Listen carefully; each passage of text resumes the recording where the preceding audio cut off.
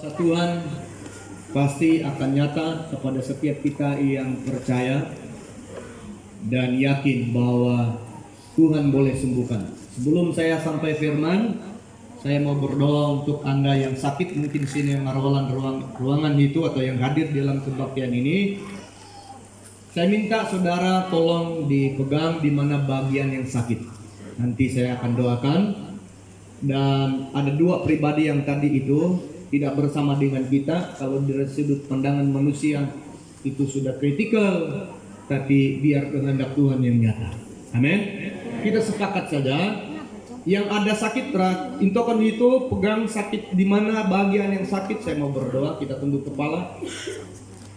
Bapak, kami sepakat malam ini berdoa secara khusus bagi mereka yang sakit, yang di hospital dan di ruangan ini. Hai penyakit, saya perintahkan dalam nama Yesus keluar dari tubuh anak ini. Dan kami klaim kuasa kesembuhan terjadi. Dan kami percaya dia mengalami kesembuhan dari penyakitnya. Terima kasih Bapa, dalam nama Tuhan kami sudah berdoa. Amin. Dan saya percaya saudara akan disembuhkan Tuhan dan saudara akan mengalami pemulihan dan kesembuhan. Amin.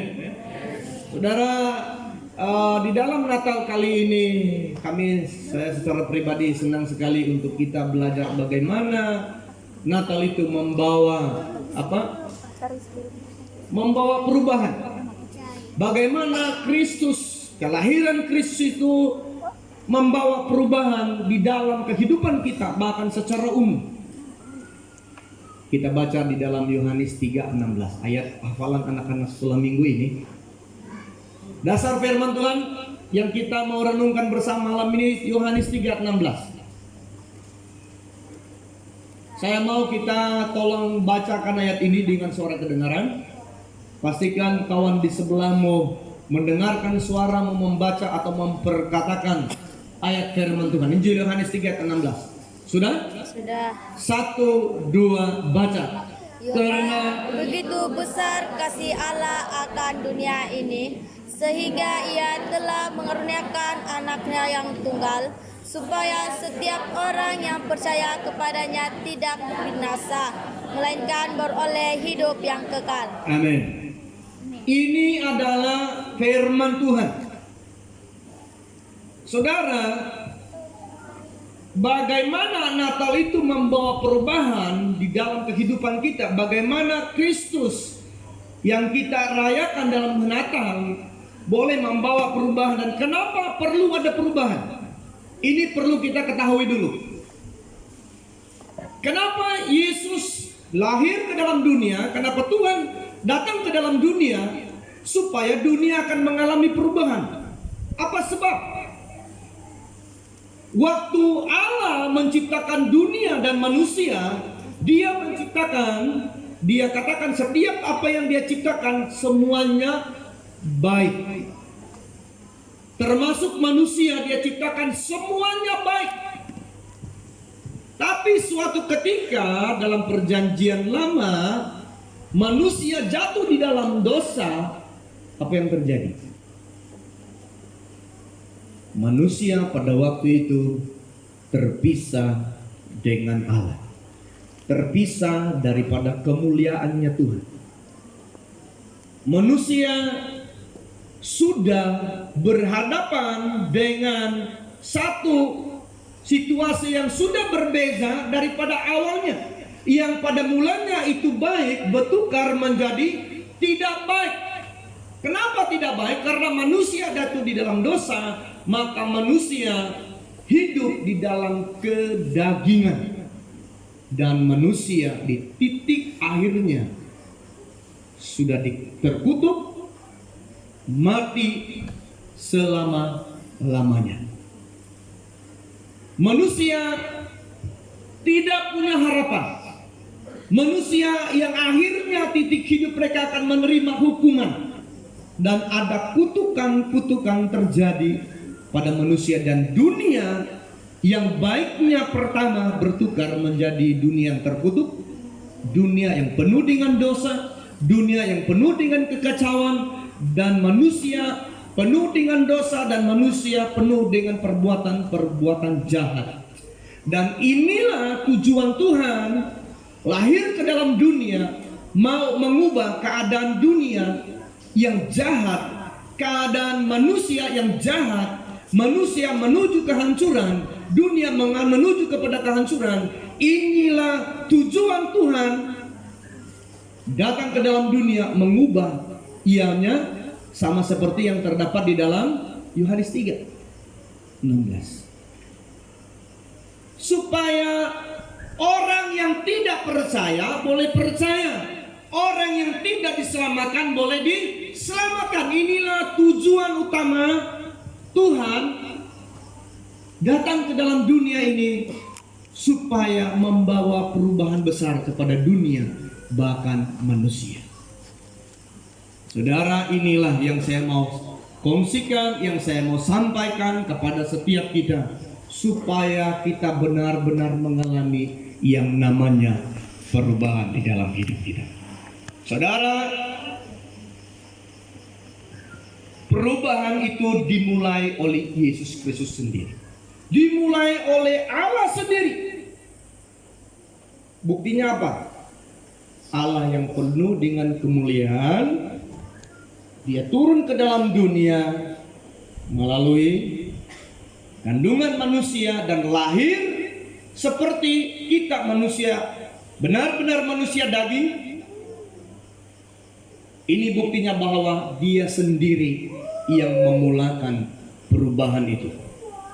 Dan kenapa kita tidak boleh berubah? Sedangkan Tuhan sendiri yang penuh kemuliaan, Dia tinggalkan semuanya, menjadi manusia yang benar-benar manusia daging dan manusia yang terhina sekalipun.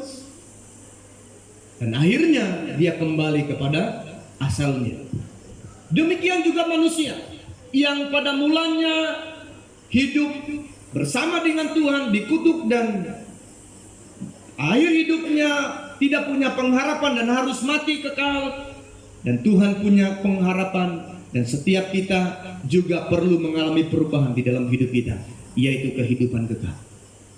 Saudara, apa yang perlu kita ubah di dalam hidup kita? Mungkin saudara berkata, "Pastor, saya sudah jadi orang Kristen sejak dari kandungan. Ibu saya belum saya lahir, saya sudah pergi gereja.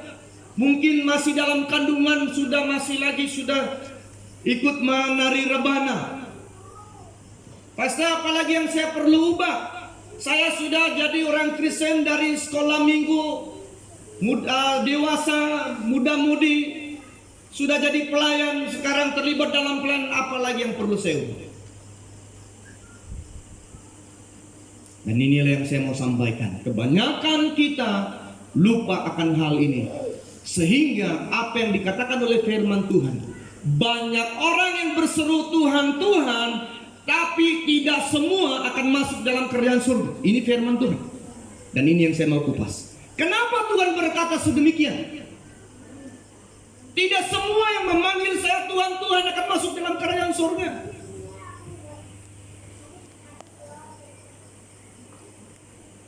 Ternyata saudara, bukan karena sejak dari lahir kita sudah jadi orang Kristen, kita akan masuk surga. Itu bukan kita punya poin untuk kita boleh katakan kita masuk surga. Makanya saudara, apa yang perlu kita ubah? Mau ubah agama? Tidak. Yang perlu kita ubah adalah status kita. Ini yang penting. Saudara, saya masih ingat tahun ini gereja kami di Sebi Belumbung Seberang belum ada kaum gereja. Bila kita urus, kita buat musyawarah, yang pasti yang akan menjadi penama otomatis pengurusi gereja, ketua gereja kan, bendahari gereja, setiausaha. Ini 3 penama. Bila kita buat musyawarah, setelah itu saudara kami buat musyawarah dan persetujui, hantarlah surat pergi di bank.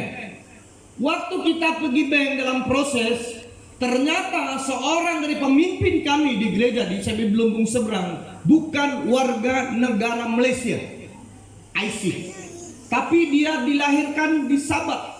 Mama bapak dia tulen murut, dia ada campuran sekalipun. Keluarga dia, adik beradik dia, abang dia, adik dia ada IC warga negara Malaysia, tapi dia tanpa disadari bukan warga negara Malaysia. Dan akhirnya permohonan kami buka account gereja Isai di Belunggung seberang batal serta merta dan perlu ada proses lagi yang lain. Apa sebab? Sudah lengkap, Pak. Sudah lengkap semua ini. Dia punya prosedur kita sudah buat.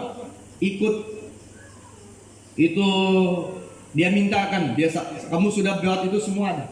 Sudah lengkap, ada surat dari pusat, ada pengakuan, tapi yang masalahnya apa? Satu orang pemimpin kami IC-nya bukan warga negara Malaysia.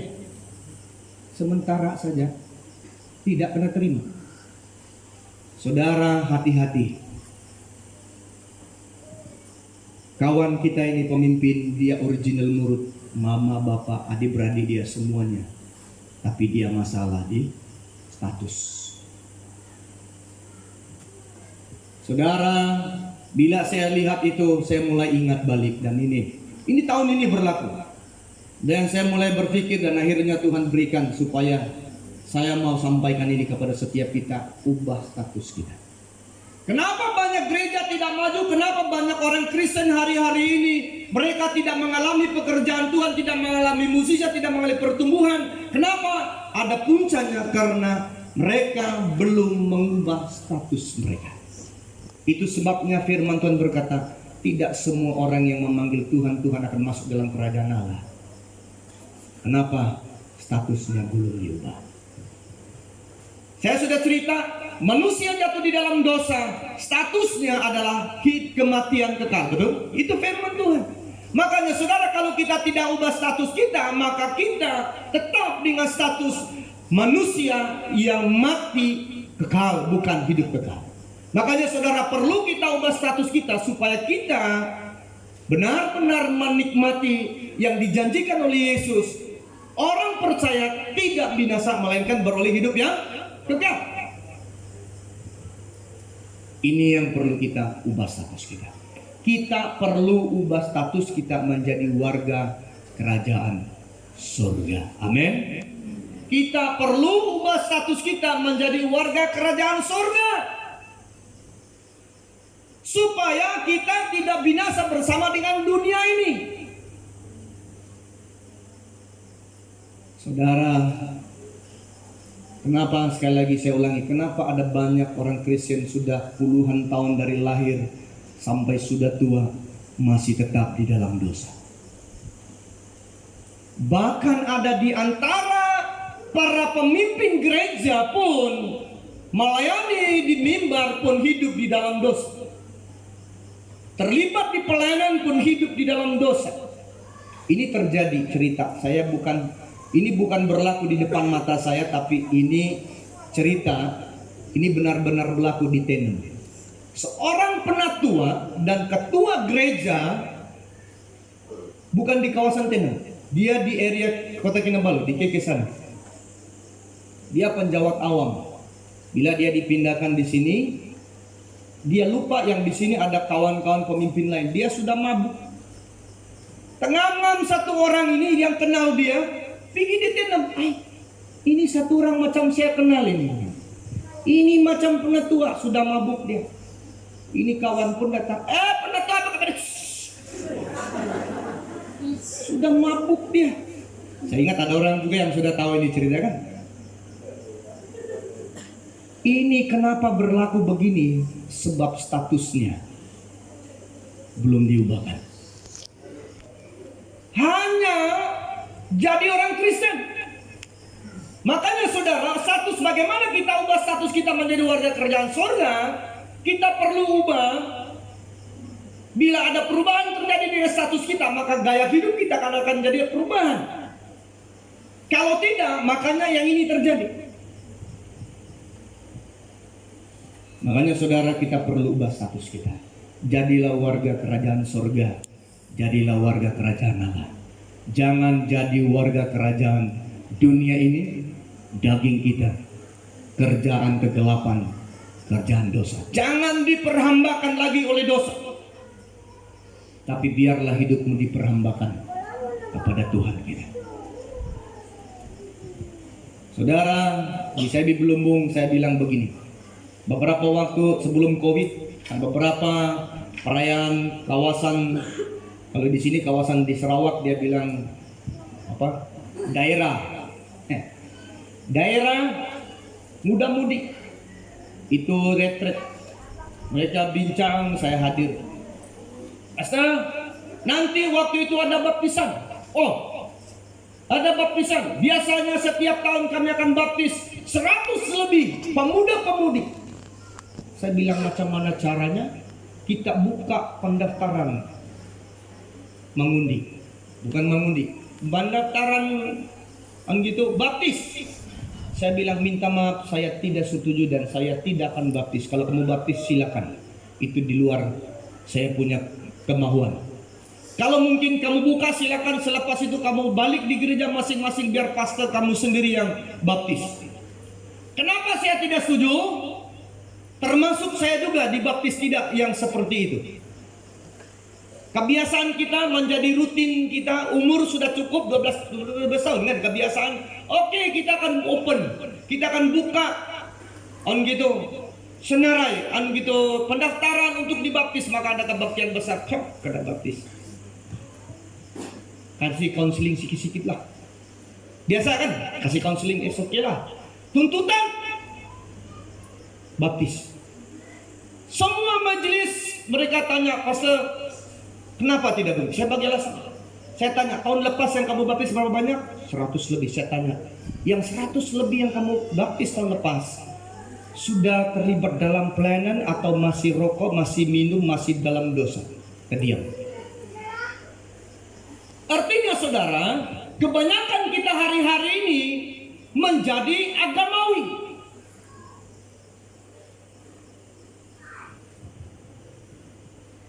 Itu jadi kebiasaan. Menurut saya, untuk dibaptis, orang itu benar-benar sungguh-sungguh sudah mengalami perubahan, baru kita baptis. Itu tandanya deklarasi yang dia sudah mati dan bangkit. Masih ingat waktu Yesus dibaptis? Bangkit. Suara dari surga berkata, inilah anak yang kukasihi, kepadanya lah aku berkenan. Betul? Itu firman. Tiba-tiba datang burung pipit. Bukanlah kan? Ada burung. Diakui mati dan bangkit. Yang kita baptis hari-hari ini apa itu? Mati, bangkit, dosa lama, manusia lama. Mayat yang sudah mati bangkit balik. Pertanyaan saya, apakah yang kita buat itu benar-benar alkitabi atau mungkin hanya sekadar agamawi? Saya bilang saya tidak setuju, saya tidak mau. Kita buat pemuridan, benar-benar dia mengalami pemulihan, baru kita baptis, itulah. Saya sendiri, saya masih ingat, saya satu orang saja dibaptis waktu itu. Saya tidak minta, karena baptis begini saya tidak ikut. Karena baptis satu orang di Sungai Padas, saya masih ingat. Pastor Yohanes punya bapak, Imam Nambir yang kasih baptis saya. Satu orang saja waktu itu. Karena saya mengalami pemulihan, saya minta dibaptis dan terus saya pergi sekolah. Karena bila saya minta dibaptis, saya sudah berhenti merokok waktu itu, sudah tinggalkan semuanya, saya beri diri dibaptis dan saya tinggalkan. Saudara, hati-hati. Jangan jadi Kristen agamawi. Bahaya. Ini bukan warga kerajaan surga, bukan warga kerajaan Allah. Masih ingat dalam perjanjian lama, jangan jadi ahli-ahli Taurat. Kebanyakan banyak pemimpin, banyak gereja jadi ahli Taurat di gereja. Tahu bilang Alkitab, saya tahu komplain ini, komplain itu, semua tidak mau. Masih ingat waktu Yesus masih hidup di dalam dunia? Siapa yang komplain Yesus? Ahli-ahli Taurat. Yesus sendiri yang pegang punya kuasa pun dia orang komplain. Bahaya. Hati-hati. Kenapa sekarang ada banyak istilah jadi jemaat orang Kristen kulit, Kristen kapal selam. Ada kan istilah Kristen perayaan baru timbul, tidak ada perayaan kandoneo, nando ujung tahun kandoneo gereja. Ini sebab karena mereka belum diubah statusnya. Makanya saudara, kita perlu ubah status. Bagaimana cara kita mau ubah status kita hari ini? Yang pertama, kita perlu percaya Yesus. Amin. Kasih tahu kawanmu di sebelah, percaya Yesus, bilang. Percaya Yesus, percaya Yesus. Percaya. Yesus berkata, akulah kebenaran dan hidup, tiada seorang pun yang datang kepada Bapa kalau tidak melalui aku, kata firman Tuhan. Termasuk Isaiah tidak boleh menyelamatkan Anda, yang menyelamatkan adalah Yesus. Amin. Agama tidak boleh menyelamatkan kita. Yang menyelamatkan adalah Yesus.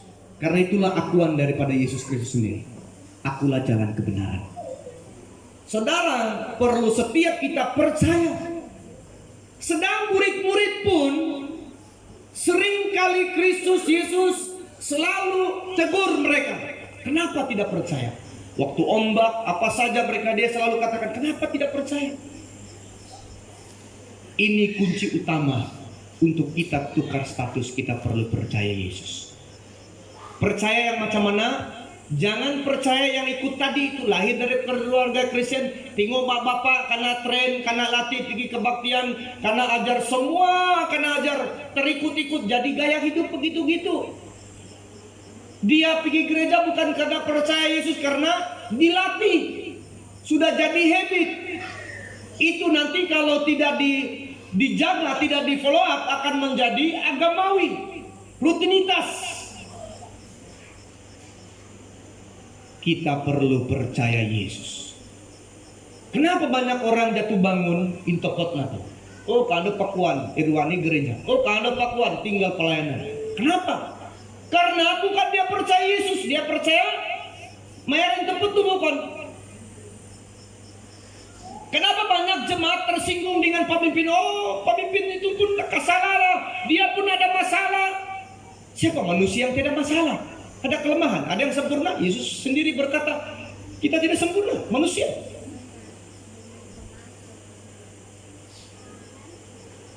Kalau lihat pemimpin jatuh, kalau lihat seperti itu, kita jatuh.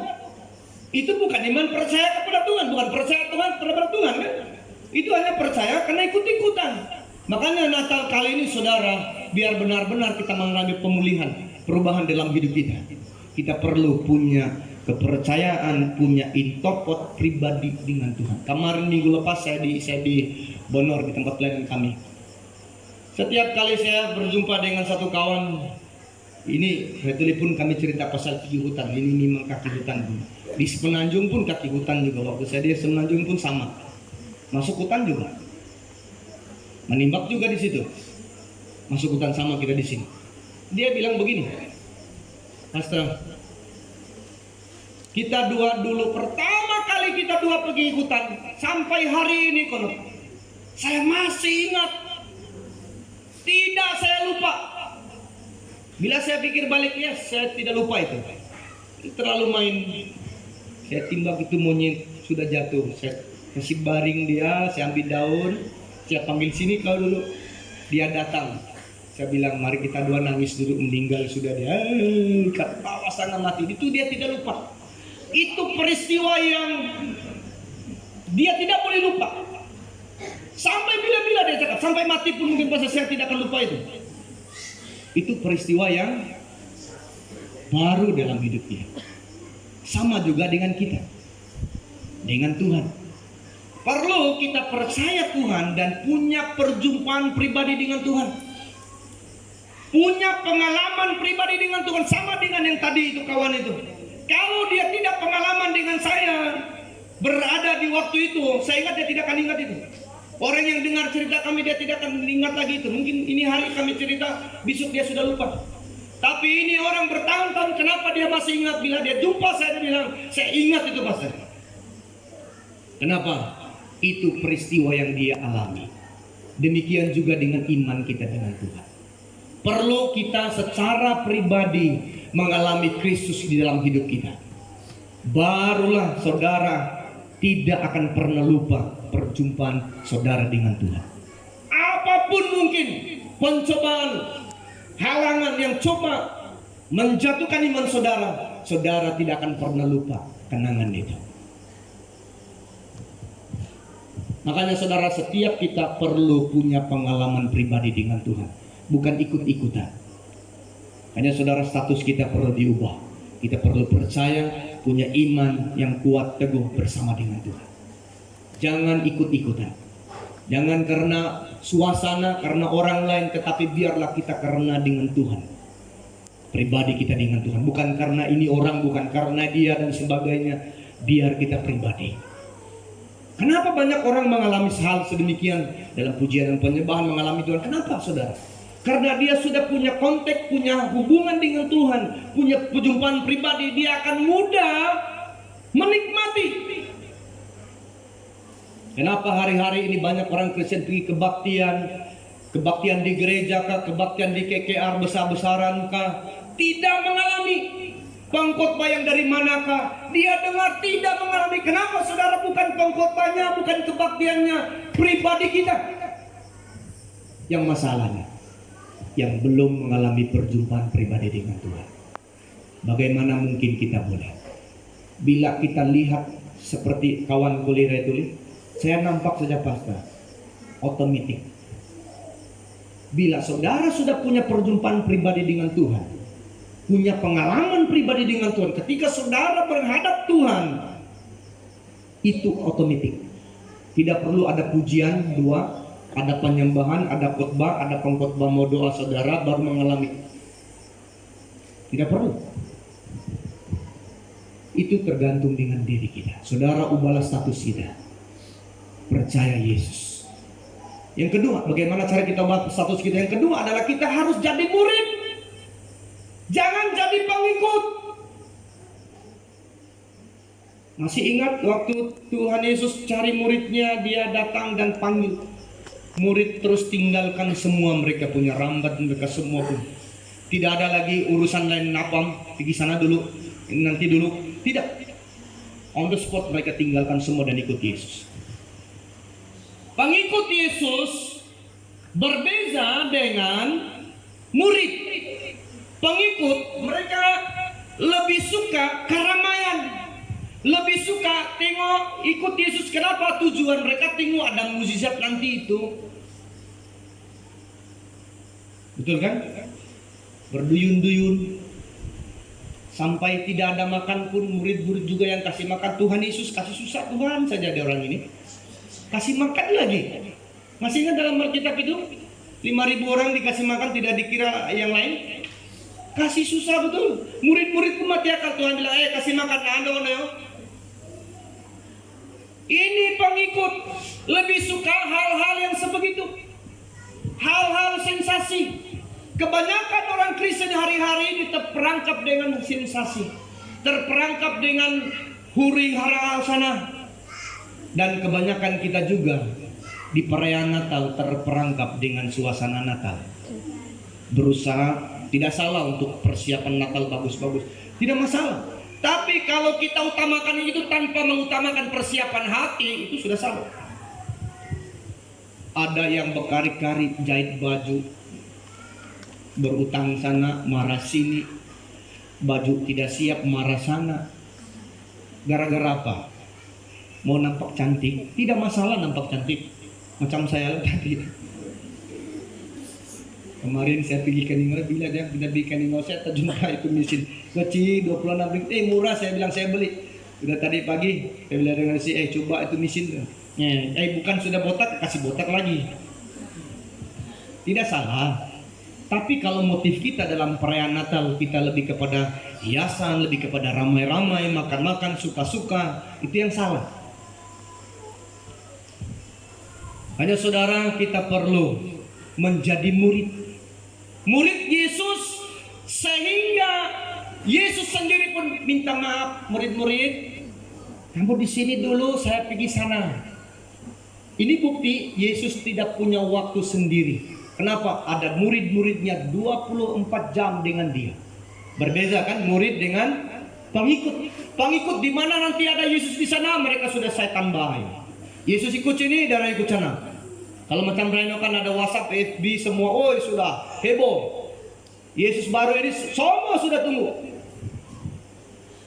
Murid punya hubungan, punya kedekatan dengan Tuhan 24 jam. Buktinya itu, waktu Yesus pergi berdoa, dia bilang, sorry ya, kamu tinggal sini ya. Ini bukti yang bahwa murid-murid bersama dengan Yesus setiap waktu. Pertanyaan saya sekarang apa? Apakah kita murid atau pengikut?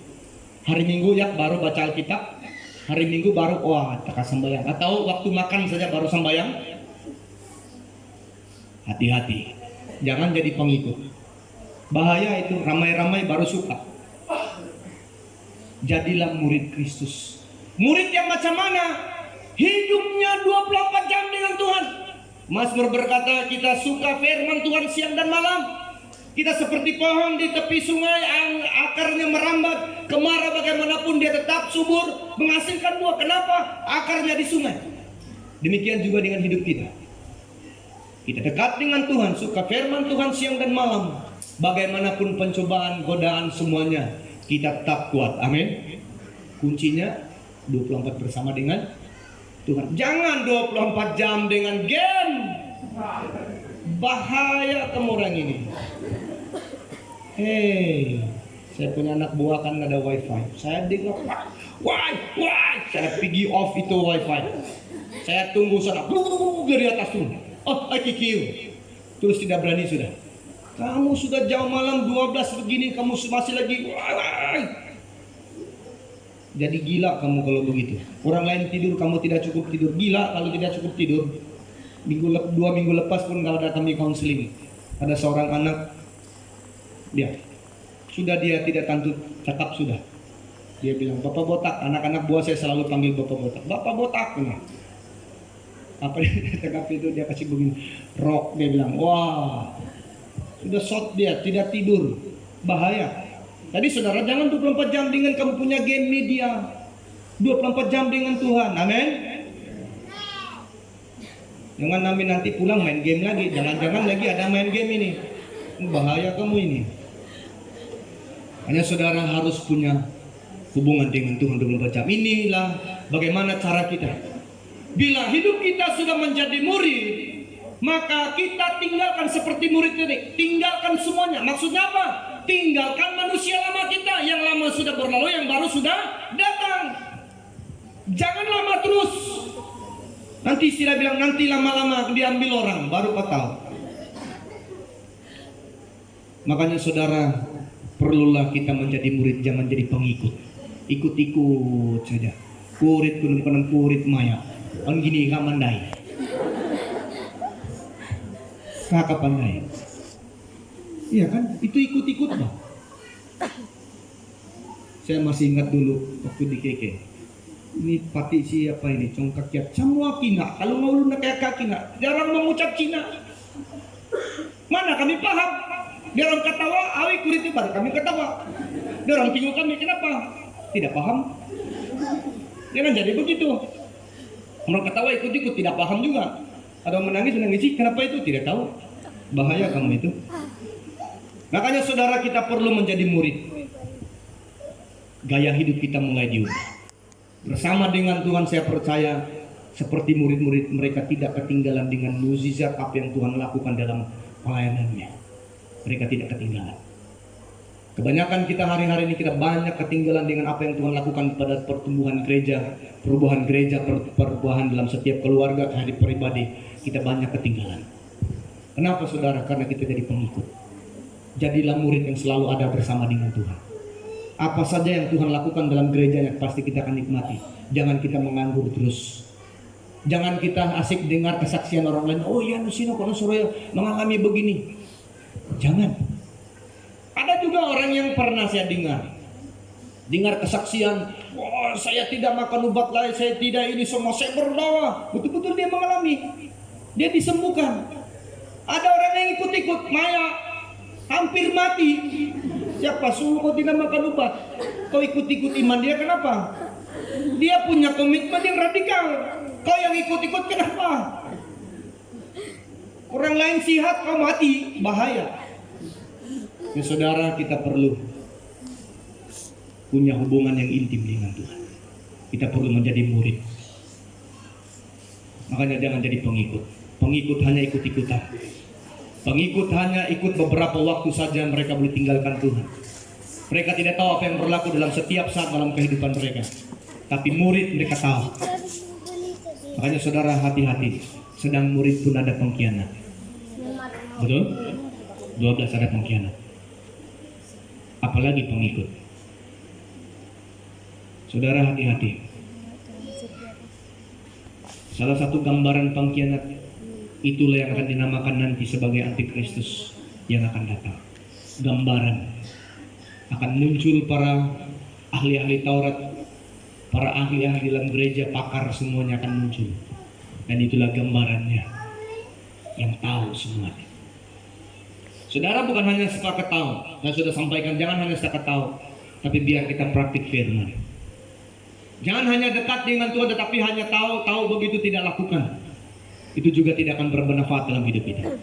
Saya rindu supaya setiap kita benar-benar mengalami perubahan dalam hidup kita. Kita perlu ubah status kita. Jangan sampai kita bila waktunya Tuhan panggil kita, dia berkata, saya tidak kenal kamu. Sia-sia. Makanya sebelum waktunya terlambat bagi saudara, jangan tunda waktu lagi. Dalam Wahyu berkata, jangan tunda waktu. Malam ini, saudara, setiap kita perlu ubah status kita. Kalau selama ini saudara hanya percaya ikut-ikutan, kalau saudara selama ini tidak sungguh-sungguh jadi murid, kalau hanya jadi murid yang biasa-biasa, jadi pengkhianat namanya nanti akhirnya. Tapi jadilah murid yang sejati sampai garis akhirmu bersama dengan Tuhan. Sekali lagi saya katakan, Anda yang ikut-ikutan, yang belum mengungkapkan secara pribadi, terima Yesus sebagai Tuhan dan Penyelamat dalam hidup Anda secara pribadi. Kalau saudara belum ungkapkan itu dengan Tuhan, malam ini kesempatan saudara ungkapkan, ubah status. Jangan jadi jemaat biasa-biasa. Jangan jadi pengikut biasa-biasa begitu saja. Jangan jadi warga kerajaan dunia, kerajaan kegelapan, kerajaan dosa, kedagingan. Tapi jadilah warga kerajaan surga, kerajaan Allah di dalam hidup Anda. Malam ini, sebentar saya beri waktu untuk saudara berdoa secara pribadi. Ungkapkan itu dari hati dengan mulutmu sendiri, berkata, Tuhan, saya mau terima Engkau sebagai Tuhan dan Penyelamat. Itu penting. Saudara perlu ungkapkan secara pribadi. Itu deklarasi saudara mengungkapkan bahwa saudara mendeklarasi bahwa saudara terima dia sebagai Tuhan dan percaya. Dan ketika saudara terima dia sebagai Tuhan, maka Tuhan akan mengakui Anda. Inilah anakku yang kukasihi, kepadanya lah aku berkenan. Tapi kalau saudara tidak terima dia sebagai Tuhan, itu yang nanti firman Tuhan berkata, banyak orang panggil aku Tuhan, Tuhan, tapi sedikit saja yang masuk dalam kerajaan surga. Jangan sampai nanti waktunya Tuhan pada kita, Tuhan berkata, nyala kamu, aku tidak mengenal engkau. Jangan bangga sudah jadi orang Kristen sejak dari lahir. Jangan bangga sudah terlibat dalam pelayanan. Jangan bangga saudara sudah sekian lama melayani. Tapi banggalah ketika statusmu sudah diubah menjadi warga kerajaan Allah, warga kerajaan surga. Amin. Mari kita bangkit berdiri. Kita bangkit berdiri. Cukup di tempatmu berdiri.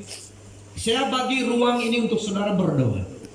Kalau saudara mau suara, silakan.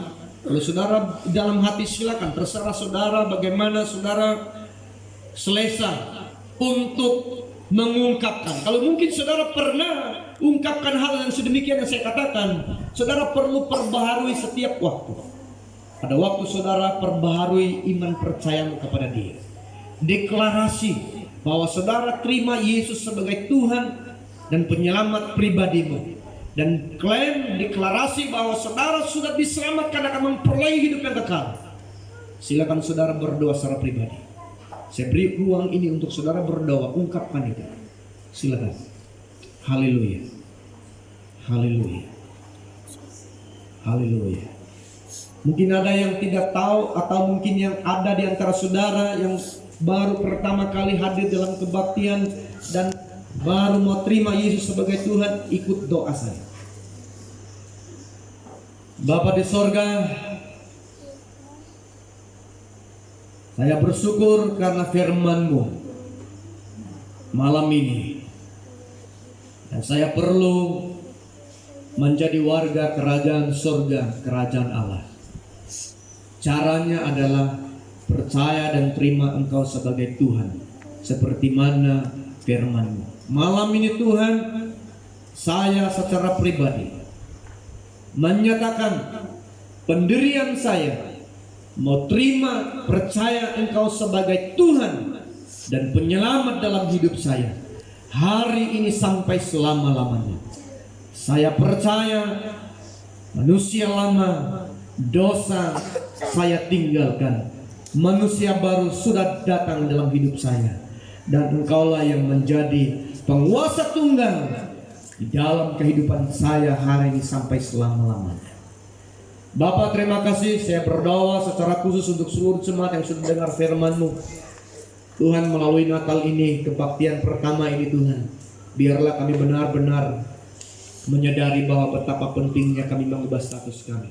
Kalau selama ini Tuhan kami hanya asal-asalan, kalau selama ini Tuhan kami hanya menjadi orang agamawi, orang Kristen kulit, menjadi pengikut yang ikut-ikutan, Tuhan ampuni kami. Dan malam ini kami sepakat bersama ingin menyatakan kerinduan kami, mau percaya Engkau dan menjadi murid-Mu sampai selama-lamanya di dalam hidup kami. Dan saya percaya Tuhan, perubahan ini akan terjadi di dalam setiap pribadi yang sudah mendengar firman-Mu dan sudah menyatakan secara pribadi dengan doanya. Dan saya percaya Tuhan, kelahiran-Mu di dalam dunia dan misi-Mu tercapai malam ini di setiap kami di tempat ini, karena kami sudah melakukan bagian kami. Terima kasih Bapa di surga, terpuji nama-Mu. Di doa dan pengucapan syukur kami, di dalam nama Tuhan Yesus kami sudah berdoa, yang sudah diberkati sama-sama katakan amin. Terima kasih. Silakan duduk, Tuhan berkati.